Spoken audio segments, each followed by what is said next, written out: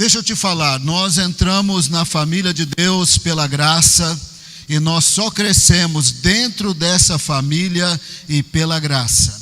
Deus tem várias palavras para a igreja no Novo Testamento.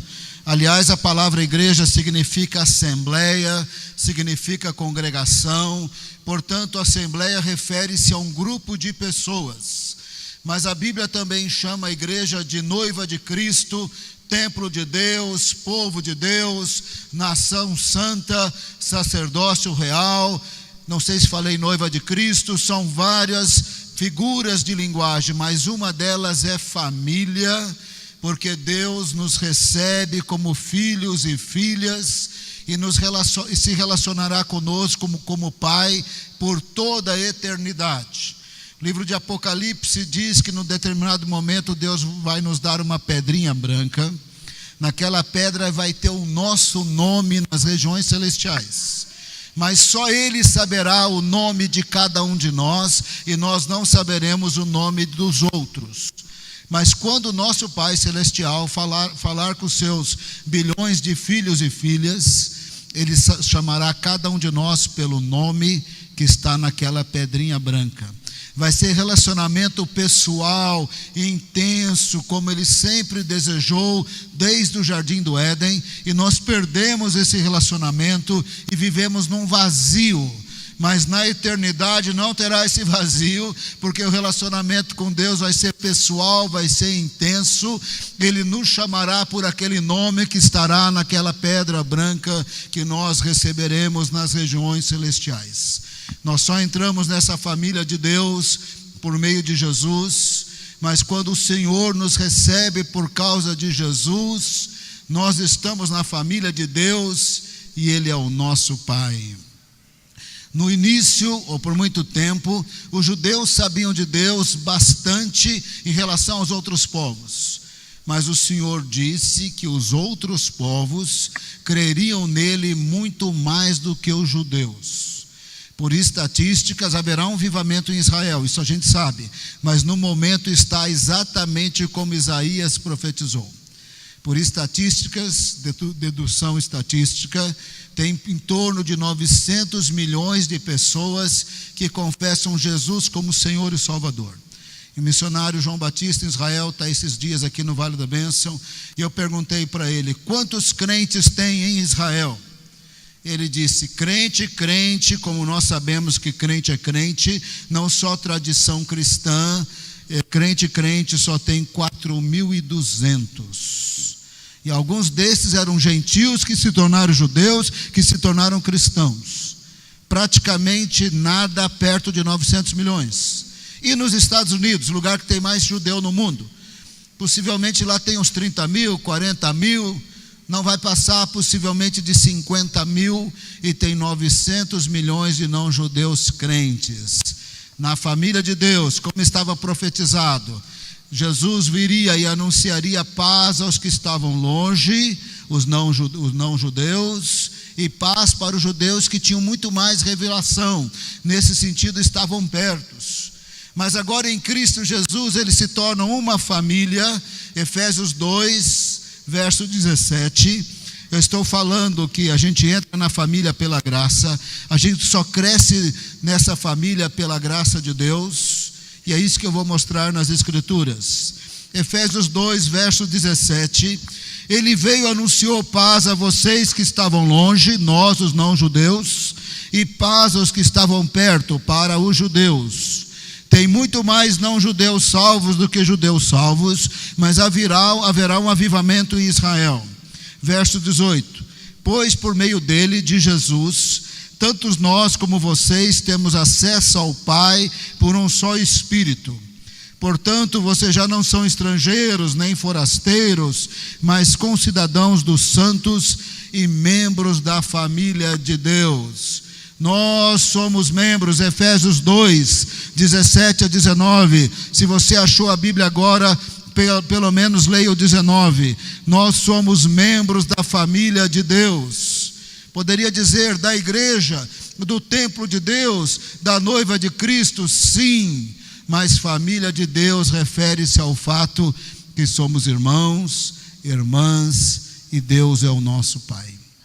E esse relacionamento familiar, ele deve existir na terra e ele deve ter plenitude na plenitude do reino de Deus, mas nós temos uma família, nós somos da família de Deus. E a família de Deus, por analogia com a família biológica, quando você nasce, você está numa família. Não tem como você não estar numa família. Ou você vai ter pai e mãe, e os seus irmãos e irmãs têm o mesmo pai e mãe, ou você terá pelo menos a mesma mãe, que teve filhos com outros homens, mas você terá pelo menos a mesma mãe, pelo menos os avós maternos, e se a pessoa foi adotada, ele terá uma família substituta. O que não existe é pessoa sem família. Ou tem família com pai e mãe, ou tem família só com a mãe e avós maternos, ou tem família substituta, mas não vai ter ninguém sem família nenhuma. Ninguém viveria, ninguém cresceria sem nenhuma família, seja lá qual for esta família que nós tivemos na história da vida. E na família de Deus, quando nós recebemos Jesus, quando nós nascemos da água e do Espírito, na mesma hora nós já nascemos na família de Deus. Se alguém receber Jesus hoje, ele já nasce numa família que tem pelo menos 900 milhões de pessoas na terra. E como na família a qual tivemos até este momento, seja lá qual for a família que tivemos, assim como nós tivemos pelo menos uma mãe, pelo menos um pai, na família de Deus nós temos características próprias dela. Quem está na família de Deus tem um pai só. Ele é o pai dos 900 milhões dos salvos nos dias de hoje. Ninguém é menos filho ou mais filha. Nós somos filhos de Deus em Cristo Jesus e Ele é o nosso Pai. Nessa família nós só temos um caminho para Deus, só um Senhor, só um Salvador. Aliás, nós entramos nessa família por causa de Jesus. Um só Pai, um só Senhor, e por causa de Jesus, um só Espírito. Quem é filho e filha de Deus tem o Espírito Santo. Talvez está precisando aprender a se relacionar mais com Deus. Talvez está precisando aprender mais a ouvir a voz do Espírito Santo. Mas em Cristo Jesus já tem um Pai, já tem um Espírito, só tem um Senhor, só tem um Salvador. Os filhos e filhas de Deus compartilham dessa única fé em Jesus, que lhes dá acesso ao Pai, ao Espírito Santo, e automaticamente os faz participantes da família de Deus, corpo de Cristo, igreja, seja lá qual for a figura de linguagem que usaremos. Por favor, abra a sua Bíblia em Efésios 4. Entramos na família de Deus por causa de Jesus. A família de Deus é a igreja. O que eu estou querendo falar hoje? Eu estou querendo falar que nós entramos na família pela graça, pela salvação de Jesus. A gente só cresce nessa família pela graça. Sem família não terá crescimento espiritual, tem que estar na família. Uma vez que você está na família de Deus, Efésios 4, verso 6. Um só Deus e Pai de todos, que é sobre todos. Se você estiver na família de Deus, você tem um Pai. Deus Pai é o nosso Pai por causa de Jesus. Ninguém é mais ou menos filho ou filha de Deus. Ele é o Pai de todos e sobre todos. Não tem filhinho de papai, mimadinho. Nós somos todos igualmente filhos de Deus por causa de Jesus. Verso 5. Um só Senhor, um só caminho para Deus, um só Redentor, um só Salvador. Verso 5, Efésios 4, 5. Uma só fé nele que nos salva, e através dele, de Jesus, somos adotados como filhos e filhas de Deus. Por causa dele, estamos na família de Deus. Verso 4, acompanha aí, para você ver que eu estou falando da Bíblia. Verso 4, um só corpo, uma só família, uma só igreja, uma só noiva, uma só congregação, uma só assembleia, que tem um único Senhor, um único Salvador, um único Pai e um só Espírito. Se você está na família de Deus, por causa de Jesus, você tem um Pai celestial, um Pai de todos, sobre todos, ninguém é mais filho ou menos filho. Se você está na família de Deus, você tem o acesso ao Pai pelo Espírito Santo, e você compartilha desta experiência, dessa esperança, como está no verso 4, da plenitude do reino de Deus, do reino glorioso do Senhor Jesus. Assim como nós biologicamente nascemos em algum tipo de família aqui na terra, quando nós aceitamos Jesus, nós já estamos na família. É impossível receber Jesus e não pertencer ao povo de Deus. É impossível receber Jesus e não ter Deus como Pai celestial. É impossível receber Jesus e não nascer na família. Já está na família pela graça, só vai crescer ligado nessa família e só vai crescer ligado pela graça de Deus, conforme Deus abençoa esta igreja. Fora da família não tem crescimento na nossa família biológica e nem mesmo na nossa família espiritual. Mas nascemos nesta família, e vai ser uma família em princípio complicada, como as famílias biológicas também podem ser bem complicadas. Nós nascemos na família, pessoas de línguas diferentes, culturas diferentes, personalidades diferentes, posições sociais diferentes, histórias de vidas diferentes, e tende a dar confusão na família, senão não seria família. Por isso que capítulo 4, verso 3, acompanha aí comigo.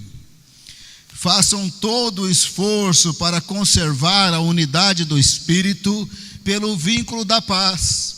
Se tem que fazer esforço, é difícil. E se tem que fazer esforço, humanamente falando, não é possível. Mas pelo Espírito Santo de Deus é possível. Não será fácil estar na família de Deus.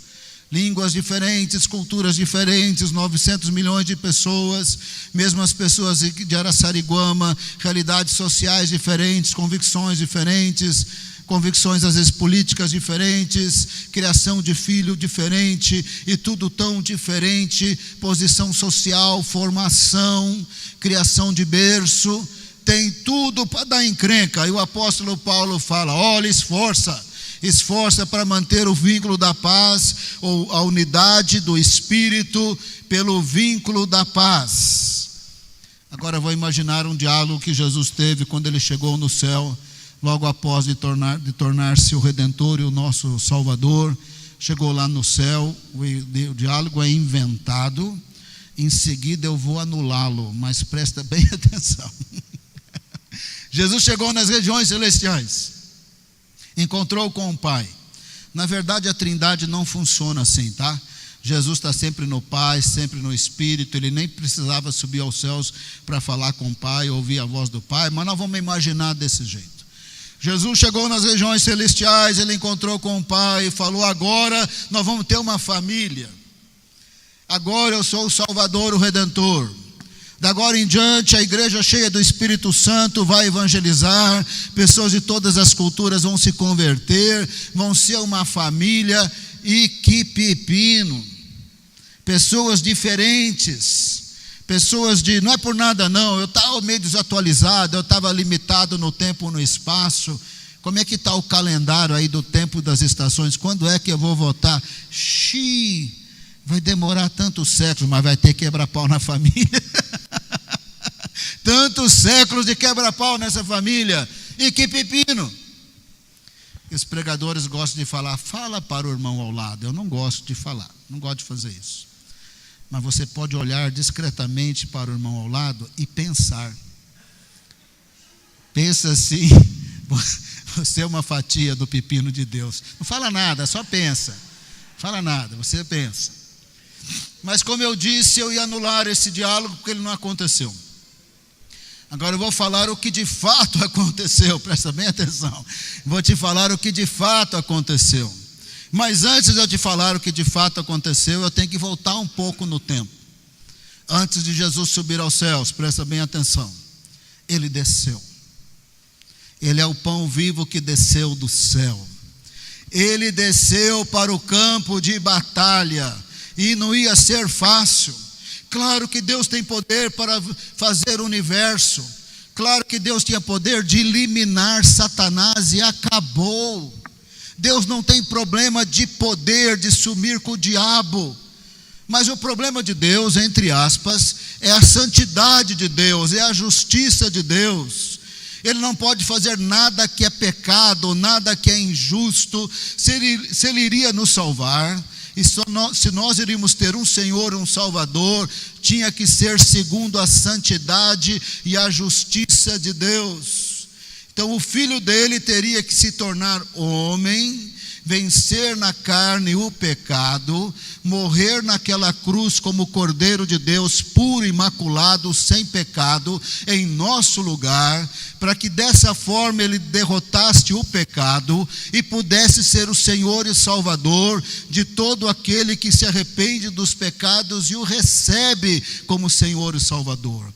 Então Jesus desceu para o campo de batalha e em nosso lugar morreu naquela cruz, em nosso lugar venceu o pecado e por consequência ele venceu a morte e por consequência ele venceu todo o inferno, o Satanás com os milhões de anjos, de demônios, porque ele só tem autoridade na criação e sobre nossas vidas, porque o pecado entrou ali no mundo, no jardim do Éden.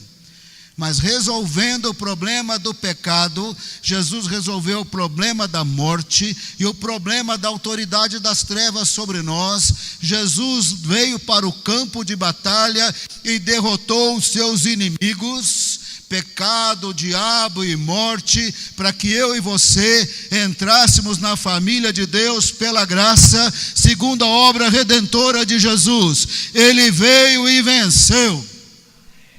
E venceu para valer, para todo sempre.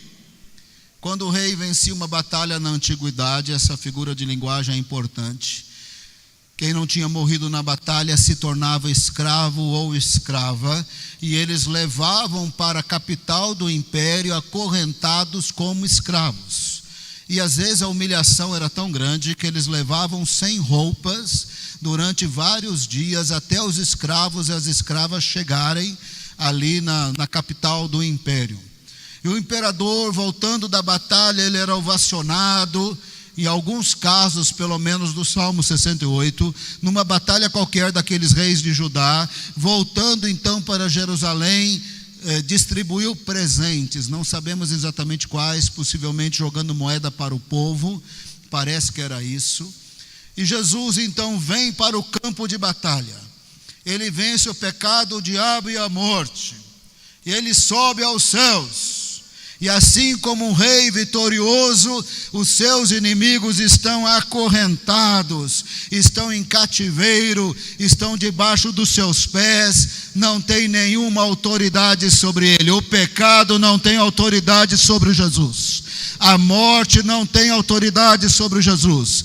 O diabo e os demônios, milhões de demônios, não têm autoridade sobre Jesus, estão derrotados debaixo dos seus pés. Essa figura de linguagem começa nos dias de Josué, quando Josué, tendo vencido uma confederação de reis, mandou amarrar os reis, jogar no chão e falou para os seus generais: pisa em cima deles. Pisa no pescoço deles. Assim o Senhor fará com a outra confederação de reis que precisa ser derrotada, que demorou mais, até ele conquistar terras para as 12 tribos. Em cada uma dessas terras para as 12 tribos, faltava um pedaço para conquistar em cada uma dessas tribos, e ele deixou orientações sobre isso. Mas ele derrotou 2 grandes confederações de reis, e na primeira ele disse: amarra, joga no chão, pisa em cima. Assim o Senhor fará com seus inimigos. E assim o Senhor Jesus fez contra o pecado, o diabo e a morte, levou em cativeiro, não tem nenhuma autoridade sobre ele. Assim ele chegou vitorioso nas regiões celestiais, e ele teve uma conversa com Deus Pai. Essa segunda conversa eu estou inventando também, porém o conteúdo é bíblico. Ele falou lá com as palavras que a Trindade conversa entre si. Ele disse: morri, venci, os inimigos estão debaixo dos meus pés, eles entrarão na família de Deus pela graça, eles crescerão nessa família pela graça, e pela graça eu vou conceder dons como um rei vitorioso, eu vou conceder presentes pela graça de Deus, e é por causa desses presentes que são funções no corpo de Cristo, totalmente pela graça é que eles vão crescer. Alguns deles, pela graça de Deus, serão apóstolos. Presta bem atenção. É difícil até de pregar hoje, porque tem conceitos muito errados no meio evangélico. Eu falo uma coisa, você entende outra, e às vezes eu tenho que explicar direito. Infelizmente, o uso da palavra apóstolo, em termos gerais, no meio evangélico, é uma bobagem. É uma bobagem. É usado como título de poder, em que aquela pessoa tem que receber ofertas especiais, premissas especiais, e ele se declara chefe da cadeia das bênçãos de Deus. As cadeias de Deus estão amarradas, ele que abre e ele que fecha. Se o tal do apóstolo falar que você está abençoado, você estará abençoado. Se ele falar, eu retiro a minha bênção, eu vou estar retirado. Se ele falar que ele te amaldiçoa, você está amaldiçoado. Se ele falar que você está debaixo da cobertura dele, sorte sua. Se ele falar que ele vai retirar, azar seu. Não tem nada a ver com o uso da palavra apóstolo no Novo Testamento.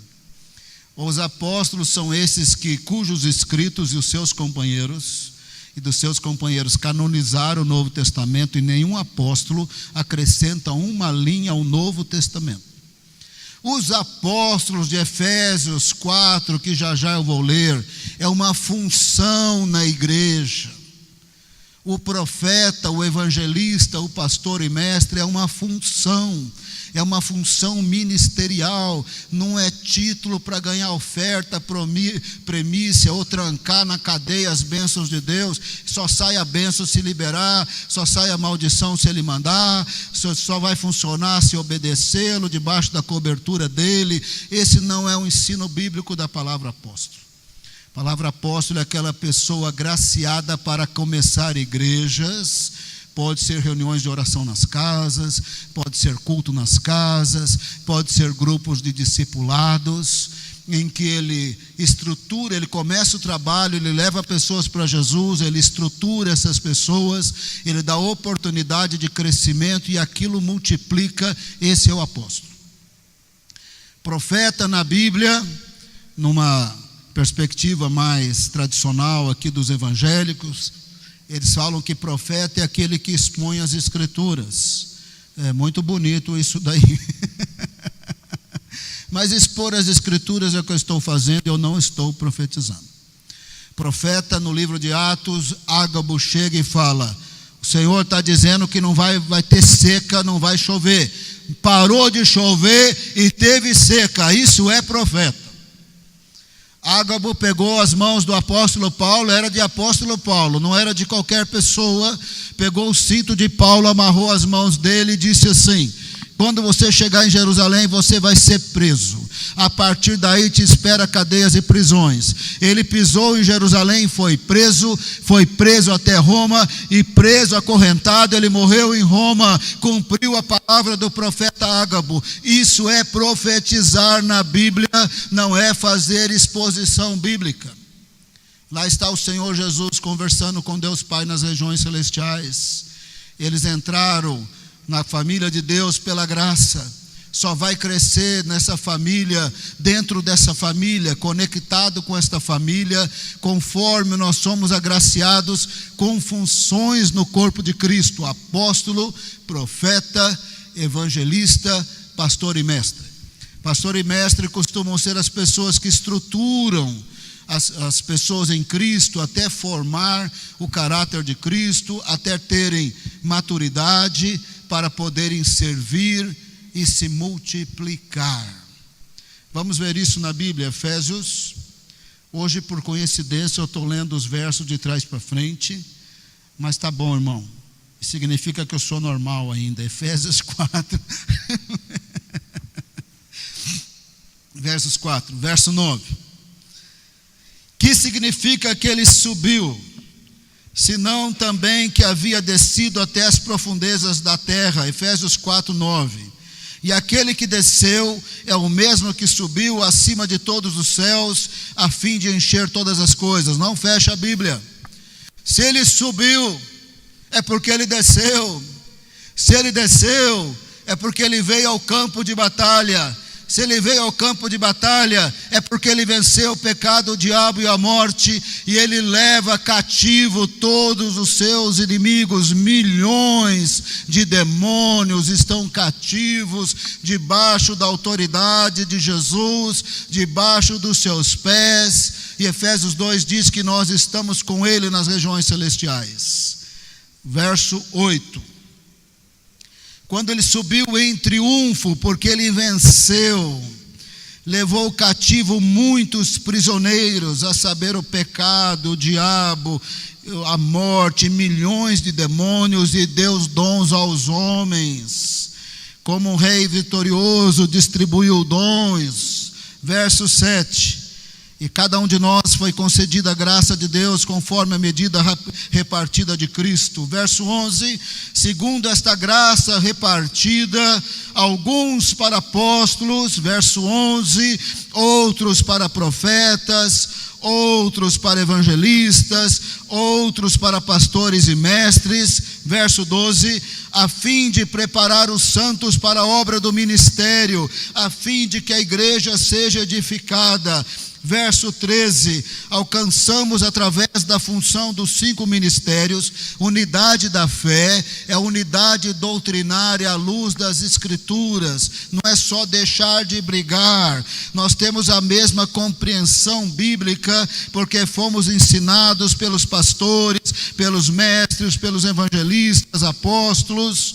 Nós teremos a mesma unidade da fé à luz das Escrituras, conhecimento do Filho de Deus à luz das Escrituras. Chegaremos à maturidade, atingindo a medida da plenitude de Cristo, da plenitude de termos em nós o caráter de Cristo.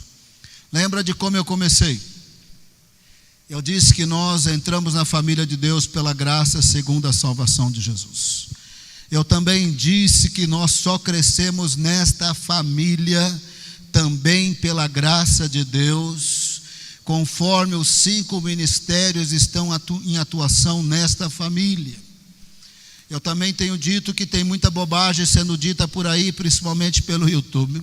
E uma das modas que mais tem aí, que está destruindo é a moda do desigrejado. O desigrejado é um ignorante da dó de dizer. O desigrejado, ele diz assim: eu sou salvo, eu tenho Jesus, eu não preciso ser de igreja nenhuma, eu não preciso participar de nada, eu sou salvo em Jesus, eu já me entreguei. Você já viu alguma criança falar: eu nasci, eu não preciso de família? Você já ouviu alguém crescer sem família? Alguém se tornar independente sem família? Tem como você entregar a vida para Jesus e não nascer na família de Deus? Como que você vai falar: eu não preciso desta família, eu não vou andar com esta família, eu vou ser um desigrejado? Mas quando você se converte, você já nasce na família de Deus, você já pertence à família de Deus. Você só vai crescer nesta família, e se os 5 ministérios não estiverem influenciando a sua família, você não terá maturidade, e o caráter de Cristo não será formado em sua vida. Você vai ser um crente muito solitário, você vai ser um crente sentindo solidão, sozinho, abandonado, muito enfraquecido, porque você se isola da família de Deus. Você precisa, fora frequentar a igreja, procurar se conectar a uma reunião de oração, ou um culto numa casa, ou um grupo de discipulado, porque essas 5 funções, ela entra em operação quando nós estamos reunidos em nome de Jesus. Pode ser ali que numa discussão do estudo bíblico, alguém que tem a veia mais forte foi agraciado como mestre, e ele deu uma palavra a partir de um texto bíblico que resolva toda a sua aflição, porque ali o ministério de mestre entrou em ação. Mas pode ser que alguém ali do grupo tenha um coração mais pastoral, mais preocupado com as pessoas. No dia seguinte ele liga para você, no dia seguinte ele manda uma mensagem. Quando você faz aniversário, organiza uma festinha para você, e você se sente amado, porque ali naquele grupo tem alguém ali agraciado. O Rei vencedor, Jesus, repartiu sobre a igreja os 5 ministérios. E alguém ali é mais pastor, é mais amoroso, é mais preocupado com as pessoas. Alguém ali é mais mestre e pôde esclarecer de uma maneira que tirou um peso do coração.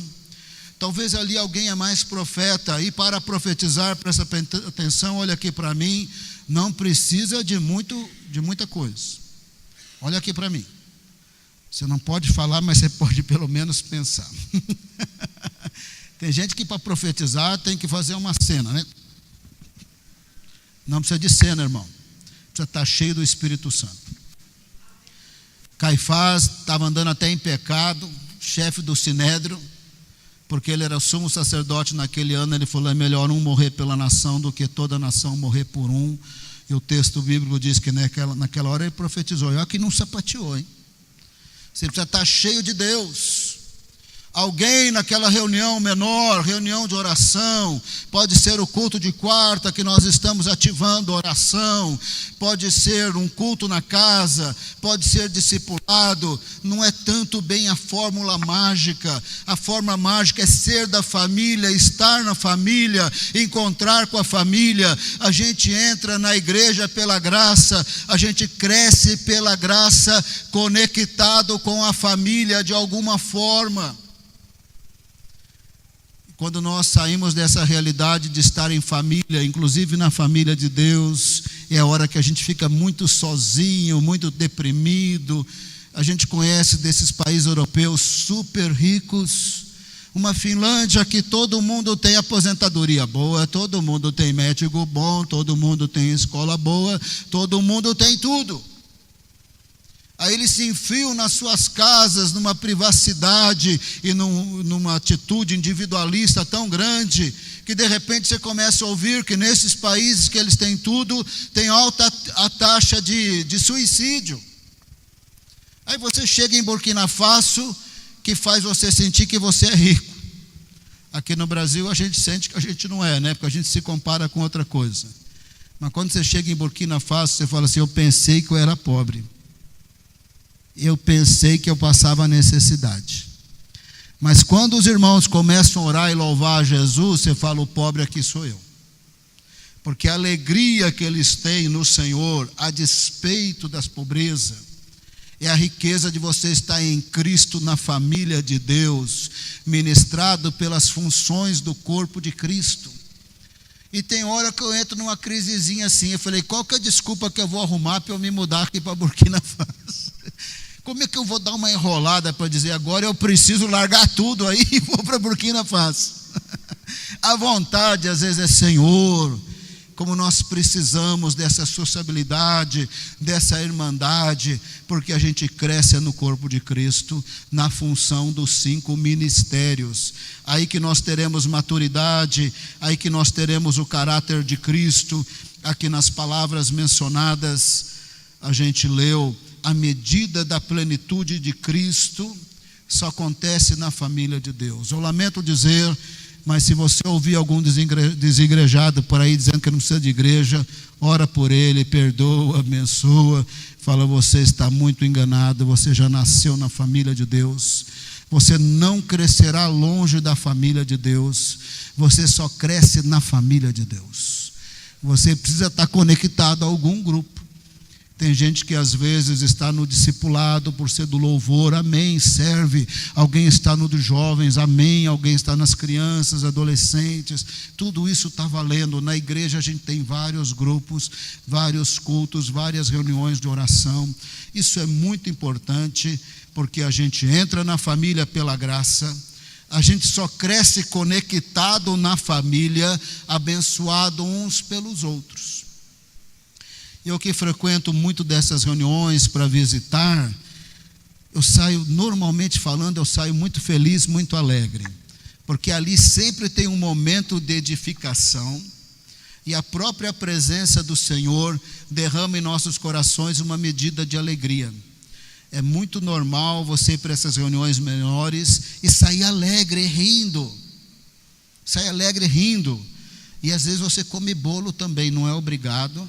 E até não gosto muito, porque é muito açúcar, tal, tem que ficar evitando. Mas às vezes tem bolo, às vezes tem pastel, às vezes tem coxinha.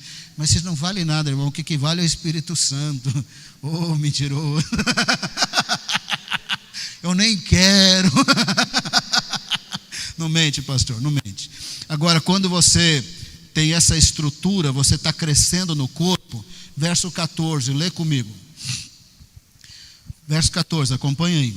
O propósito é que não sejamos mais como crianças. Por isso que Deus dá algum como os apóstolos, profetas, evangelistas, pastores e mestres. O propósito é que não sejamos mais como crianças, levados de um lado para o outro pelas ondas, nem jogados para cá e para lá por todo o vento de doutrina, presta bem atenção, e pela astúcia, esperteza de homens que induzem ao erro. Tem muito líder aí induzindo ao erro. Se você não estiver debaixo da minha cobertura, você é um azarado. Se você está em Cristo, você é um abençoado. Ninguém segura a bênção de Deus. Hebreus 11, pelo sangue de Cristo, nós temos um novo e vivo caminho. Eu e você entramos no Santo dos Santos. Ninguém amarra a bênção de Deus. É mentira. Está cheio de gente aí que pela astúcia, esperteza, induz o erro, quer manipular. Se eu não te abençoar, você não será abençoado. Arrepende dos seus pecados e Jesus os perdoa. Busca a face de Deus. Você tem um novo e vivo caminho. Entra no Santo dos Santos. É Deus que ordena a bênção. Tem gente falando aí, se eu não colocar a minha mão, não der minha camisa ungida, eu não vou transferir unção nenhuma para você. Não é Ele que transfere unção, é Deus. É Jesus que batiza com o Espírito Santo. É Jesus que é a fonte. Você tem sede, venha a mim e beba.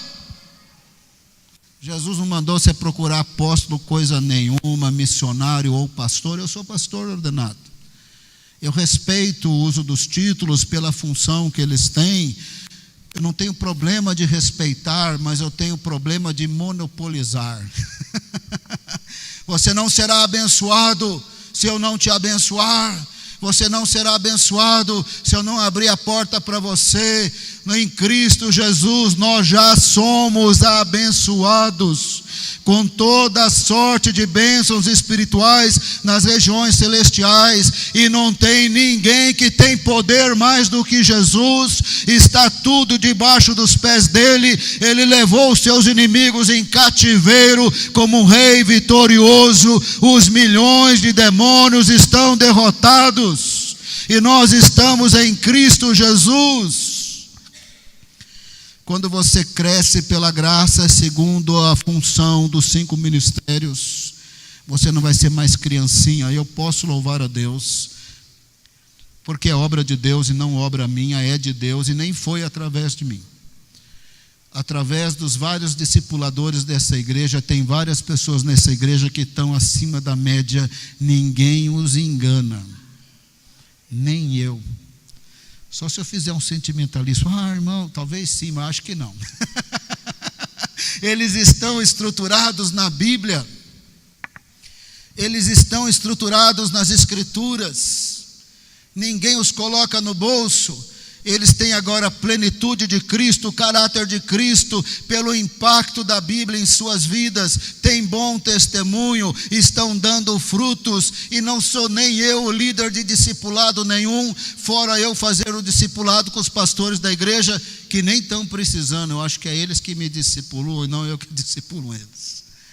Tem várias pessoas dessa igreja bem alicerçadas, não são crianças, não serão levadas por vento de doutrina e nem pela astúcia e esperteza de homens que induzem ao erro, porque cresceram no contexto do corpo de Cristo em algum grupo menor, que seja reunião de oração, culto na casa, que seja grupo de discipulado, que seja o frequentar regularmente esta igreja, porque aqui nós os temos alimentado com as escrituras e não com falação sem base nenhuma. Uma vez, Efésios 4,15, acompanha aí. Uma vez que já não somos mais crianças, porque fomos agraciados pelas bênçãos dos 5 ministérios. 15, seguiremos a verdade em amor.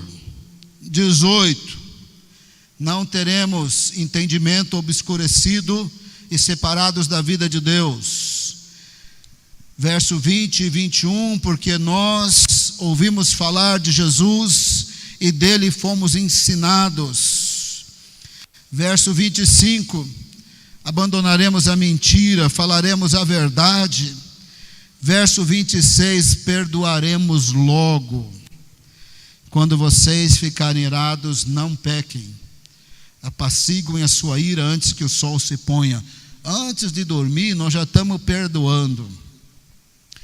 Verso 27, não daremos lugar ao diabo com os nossos pecados. Verso 28, quem furtava não furte mais, antes trabalhe e abençoe as pessoas. Verso 29, não sairá da nossa boca palavra torpe. Irmãos, crente não pode falar palavrão, quero falar isso bem claro, porque tem gente que fala palavrão perto de mim e eu que sinto vergonha. Fico tão envergonhado que eu não consigo falar para ele, irmão, crente não fala palavrão, porque você está falando palavrão aqui perto de mim, que sou o pastor da igreja. A pessoa fala palavrão perto de mim, eu que sinto vergonha. Mas a palavra do Senhor diz, não sai de sua boca a palavra torpe.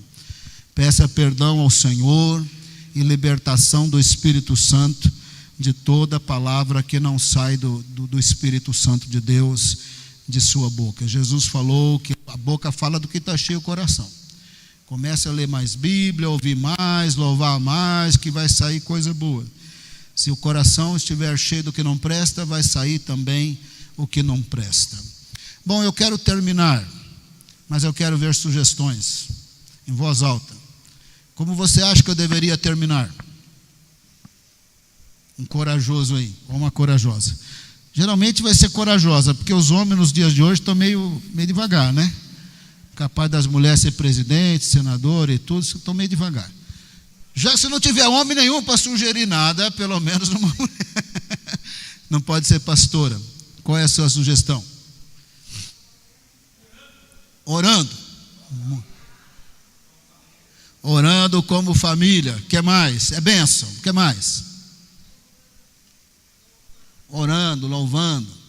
Pensa bem o que você quer pedir. Agora para um pouquinho.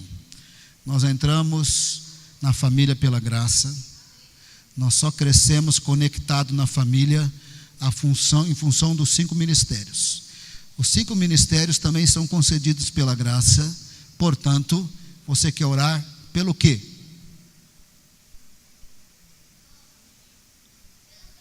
Pelos nomes. Mas menina, você tem futuro, irmão. Qual é o seu nome? Rapaz, você vai longe, menino. Você vai longe. Deus é contigo. Qual é o seu nome mesmo? Gabriel, você vai arrebentar em nome de Jesus. Você vai vir orar aqui comigo. Você vai vir orar comigo. Pode vir. Pode vir. Esse menino vai longe. Não precisa falar mais nada, irmão. Da boca das crianças sai tudo, saiu. Agora nós vamos fazer o que esse menino falou. Vem para frente. Vamos orar pelos dons. Aleluia, glória a Deus. Prazer te conhecer, viu? Jesus vai te abençoar muito. Se você fosse um pouquinho maior, você ia ser meu braço direito aqui na igreja, porque você tem visão, tem estratégia, tem ousadia. Aleluia, glória a Deus. Vem para frente, irmão, vem para frente, vem desamarrado. Solta aí o breque de mão e vem. Você fazendo grupos de 2, de 3, não faz grupo muito grande não, senão você nem ouve a voz do irmão. Nós entramos na família pela graça de Deus. Nós somos agraciados na família com alguma espécie de dom, de função, o apóstolo, o profeta, o evangelista, pastor, mestre, e é pelo compartilhar desses ministérios é que nós crescemos. Então nós queremos ser agraciados, entendeu? Então, mais de 2 em 2, de 3 em 3, por favor, começa a orar, senão o Gabriel vai falar para vocês o que é para fazer. Começa a fazer, senão o meu companheiro aqui, eu vou orar com ele. Começa a orar, começa a pedir, não fica com vergonha. Quem tem sede, vem a mim e beba. Peça para o Senhor te agraciar. Pai, eu posso ser apóstolo se o Senhor me agraciar, eu posso ser profeta, evangelista, pastor ou mestre. Peça para você ser conectado ao corpo de Cristo. Não fique longe, não falte de culto. Entra num grupo, venha na quarta-feira orar. Se entregue completamente a Deus. Se entregue completamente a Deus. Vai orando. A solução está em Jesus, não está em pastor, não está em apóstolo. Quem tem sede, vem a mim e beba. Beba da presença do Senhor. Beba da presença do Senhor. Beba do Espírito Santo. Beba da presença do Senhor. Beba do Espírito Santo nesta noite. Pai amado, nós pedimos perdão de faltar muito na igreja. Nós pedimos perdão de não abrir nossas casas para discipulado, para reuniões de oração, para cultos. Nós pedimos perdão de deixar o Senhor em último lugar. Pedimos perdão de achar que podemos ser crentes sem a igreja. Pedimos perdão, Senhor, de achar que nós não precisamos uns dos outros. Pai amado, eu peço perdão. Eu quero ser abençoado pelo ministério do profeta. Eu quero ser abençoado pelo ministério do apóstolo, do evangelista, do pastor e do mestre. Eu preciso ser abençoado pela igreja. Eu preciso ser abençoado pelo teu povo. Eu abro o meu coração, eu abro minha vida para ser abençoado pelos irmãos da igreja, pelos ministérios que o Senhor tem levantado. Eu te agradeço pelos líderes de discipulado, pelos líderes de reunião de oração. Eu te agradeço pelos cultos nos lares. Eu te agradeço pelos líderes do louvor e pelo grupo de louvor, pelos diáconos. Eu te agradeço, Senhor amado, pela reunião de quarta-feira, pelos cultos, pela ceia, pelo trabalho com crianças, com jovens, adolescentes, pré-adolescentes. Muito obrigado, agracia o teu povo. O Senhor Jesus chegou vitorioso e Ele repartiu dons à igreja, aleluia, alguns para apóstolos, outros para profetas, evangelistas, pastores e mestres. E nesta noite nós abrimos nossa vida para sermos agraciados com os ministérios, agraciados como povo, agraciados como a igreja, agraciados pelos ministérios no corpo de Cristo. Nós abrimos nossas vidas. Que o fogo de Deus caia sobre nós, que a plenitude do Espírito Santo se manifeste em nós, que sejamos usados para pregar o Evangelho com poder. Oramos no poderoso nome de Jesus. Abençoa, Senhor, cada um de nós. Abençoa aqui meu braço direito, Senhor, em nome de Jesus.